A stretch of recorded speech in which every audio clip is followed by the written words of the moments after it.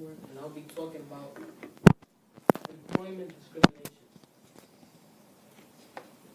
So, how would employment discrimination affect my future? As a African American male, getting a job would be hard because of my skin color. Many people are denied because of their ethnicity. Most of the people that are accepted are white, or like, how would you say, like, superior? Like, how would I say it? Superior? How would I say it? They're prioritized because they're white? Because Yeah. they're white. Mm-hmm.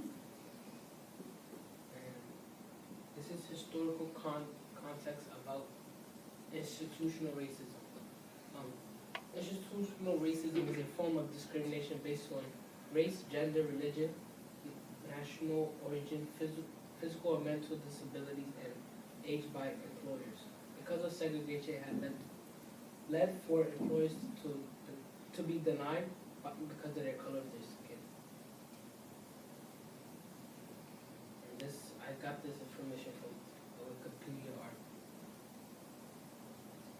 My first article, it summarized basically like employment discrimination law tried to prevent discrimination based on race by employers. A growing body of laws also tries to prevent employment discrimination based on race and ethnicity.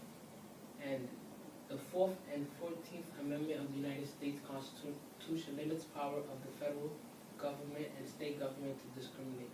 So basically, this has been a lot of discrimination, like job discrimination. So like a lot of like African American or like Black or Hispanic people are getting denied because of their race, and a lot of other ethnicities are being hired because of their race.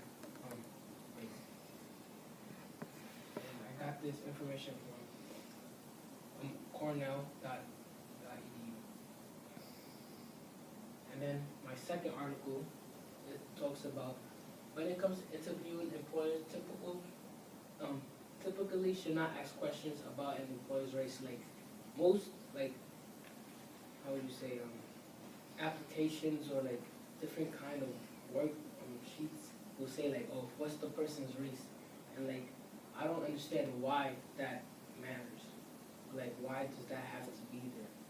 And I said people shouldn't be hired because of their race, and all race should be paid or not be paid less because of their race. So all amounts, like everybody should be paid the same exact amount, because race doesn't have to play a role in getting paid.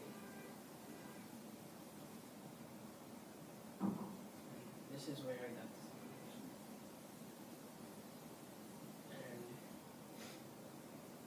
And here is my third summary. And basically, this summary is basically telling like the unemployment rate by race, and here it shows 13.4% of unemployment rate are blacks, and 16.7% are whites. And I say this is because of job discriminations, and they're not being hired, and the whites are being hired instead of them.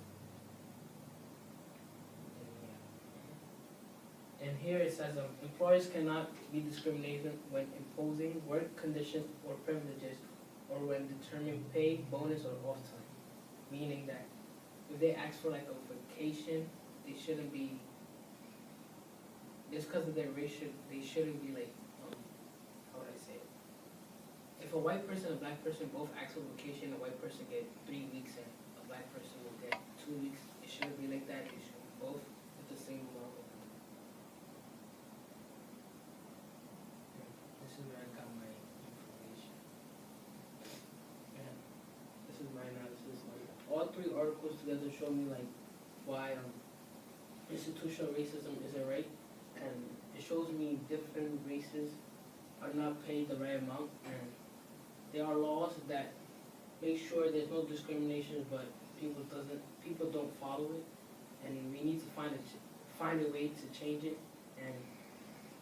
And I also learned by reading the articles that most Black and Hispanics are not hired, which is the majority of the unemployment rate. My conclusion, I said, we need to make a change, and we can do this by getting everybody to boycott jobs that hire people because of their race. Any questions?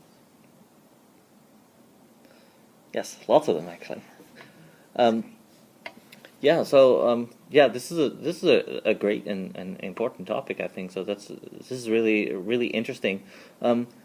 Why do you think it's so hard? Because there's laws that say like employers can't discriminate, right? Those laws are already there. So why do you think it's so hard to actually enforce those laws? Because if the law's there, why are people still doing it? How come employers are getting away with that? I would think like it's like people's own beliefs. Like if they believe that black people are like bad people, they shouldn't be working in their company, and they discriminate them. They find a way to like say, oh, we're not discriminating them by race. They didn't meet requirements or something. Okay, so do you have any ideas yourself about how that can be addressed? Because it's like, if I'm hiring people for a job, and 5 black people show up and 5 white people show up, and I can only hire one person, I can very easily say, like, well, it's a 50-50 shot, but I think the best candidate happened to be white. If the entire company is full of white people, it really starts to look that maybe there's something else going on, right? But how do you make sure of that? Because every time you ask me, I'll say, I'll just hire the person who I thought was best for the job. What do you think we can do about that?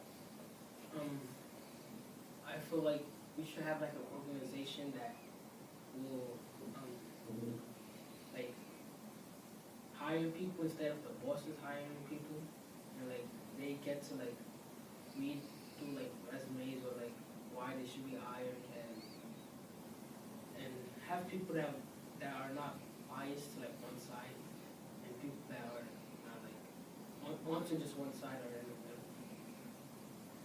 Do you think that this topic and this issue fits in with other types of things, like our educational system and the way that we raise our children and our media and all that kind of stuff? And if so, in what ways? Yeah, like people not being hired leads to them like living, like if they don't get hired, they don't make money, and when they don't make money, they live in places where they don't it's not stable, or like there'll be many problems, and they are poor basically. And when that happens, they go to bad schools that are around the area, because people around the area pay taxes, and if they don't pay enough taxes, they're not going to be good schools around the area.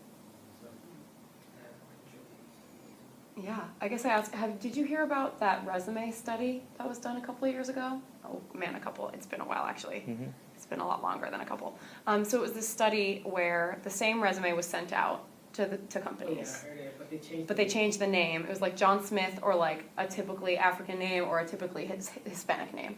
And with all the exact same stuff on the resume, that person, the white person, was hired like a statistically significant amount of time more frequently.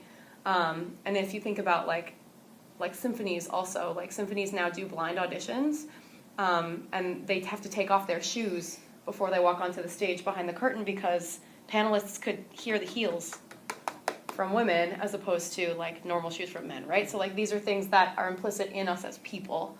So what do you think you would do to combat that aspect of it? Because like there are things that are set up to try to prevent discrimination, and somehow there's always some way that white people and that privilege gets around it. So what do you think we should do next? Like, what's the next step? I would say we shouldn't, like I said before, we shouldn't have that category saying like, what's your race? Mm-hmm. And probably names too. We can take off names too, and that will be better, and see. Like applicant 32 or something like that. It will be based on like what they really did, and like they are really up to. If they meet the requirements to get to the job. Wow, that's cool. I like the name idea. It's a cool idea. All right. Very good. Thank you, Mamadou.